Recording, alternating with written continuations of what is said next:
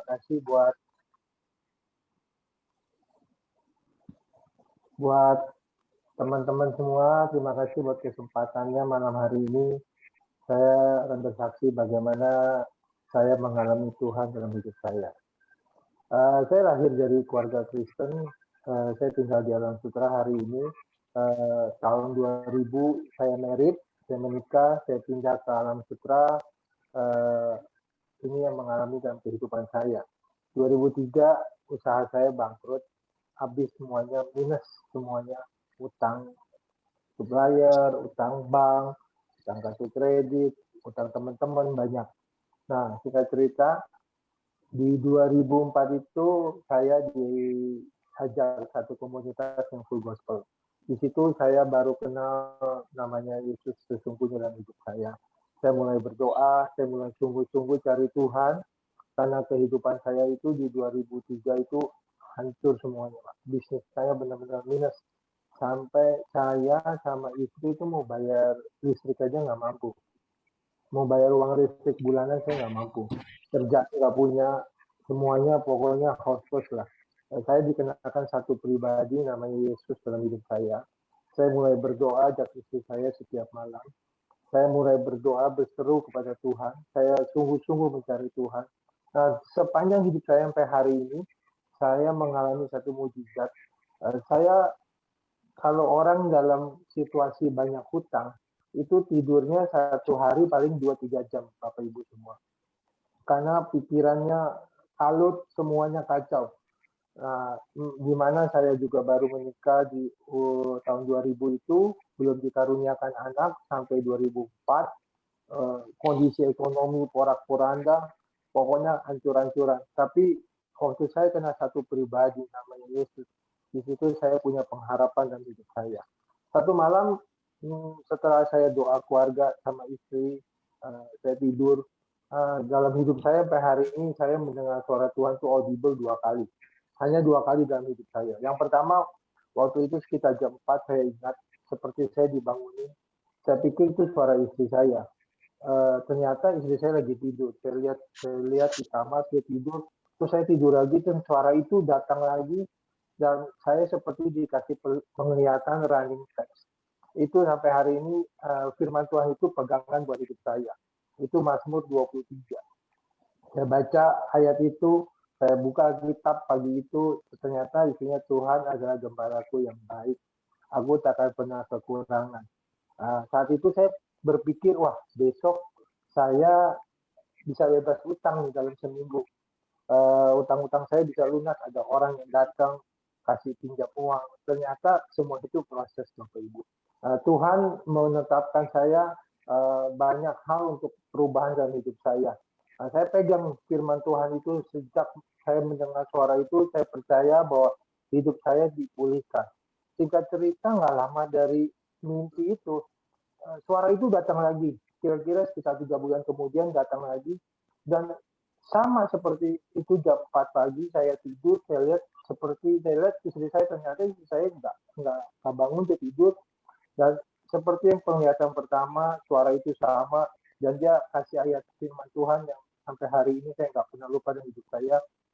Kejadian 15. Kejadian 15 ini mengenai Allah mengasihi Allah memberikan Abraham keturunan. Saat itu sampai 2007 kami juga memiliki keturunan. Jadi bukan kami nggak berobat, tapi kami nggak punya uang untuk berobat. Karena hari-hari itu hidup kami itu pas-pasan semua. 2007 istri saya juga kita udah berdoa aja ya setiap hari.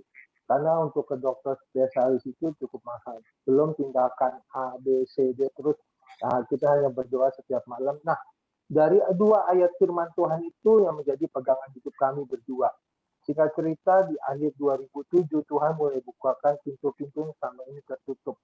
Saya kerja di interior saat itu dan saya dimenangkan oleh Tuhan satu tender untuk coffee shop yang jual donat dan coffee shop untuk di seluruh Indonesia cabangnya saat itu. Dan saya menangkan tender itu luar biasa karena background saya ini bukan interior. Saya ini kuliah di dinas akuntansi. Tapi banyak cara tuh menolong saudara saya. akhirnya saya itu dapat menang tender itu dan mengerjakan proyek itu seluruh Indonesia, bahkan ke luar negeri saya dipercaya untuk mengerjakan. Nah, melalui proyek itu Tuhan bukakan dalam hidup saya, sehingga saya bisa melunasi hutang-hutang saya. Dan luar biasa, semua yang Tuhan kasih dalam penglihatan saya itu digenapi. Pertama tentang Mazmur 23, bahwa saya dibebaskan dari hutang. Hidup saya kelimpahan, berarti bukan saya kaya raya, tapi hidup saya penuh dengan kemurahan Tuhan. Apa yang selama ini menutup dalam kehidupan saya, Tuhan mulai bukakan pintu-pintu itu. Yang kedua, tentang Kejadian 15, mengenai keturunan. Istri saya di awal Januari 2008, tiba dia bicara kepada saya sudah sebulan ini nggak mens, dia bilang. Akhirnya saya beli test pack, ternyata istri saya hamil. Selama 8 tahun kami tidak pernah berobat ke dokter.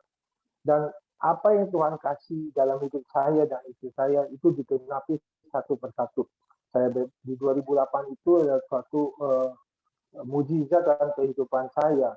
Saya bisa bebas hutang seperti mimpi, Bapak Ibu. Waktu itu proses dalam hidup saya itu mulai 2003 sampai 2008 itu proses yang Tuhan berikan dalam hidup keluarga saya. 2008 itu saya mulai dipulihkan Tuhan, bisa lepas dari semua hutang, aset rumah bisa balik lagi. Semua saya zero, nggak ada utang saat itu. Semua utang-utang saya lunasi. Dan saya diberi keturunan. Sekarang anak saya usianya 13 tahun, SMP kelas 2. Saya percaya hari ini anak saya satu putri, eh, namanya Gracia. Ya, karena ini kasih karunia Tuhan dalam hidup saya. Dan hari ini saya percaya apa yang Tuhan kerjakan dulu untuk ke depan, pasti masa depan saya selalu Tuhan tolong. Hari ini Bapak Ibu juga mungkin mengalami masalah-masalah yang sulit di situasi hari-hari ini. Percayalah, Tuhan tidak pernah meninggalkan kita semua.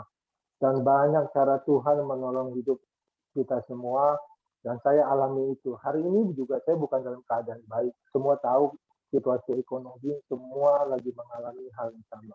Tapi saya percaya, dulu Tuhan tolong saya, hari ini dan besok Tuhan juga pasti tolong saya.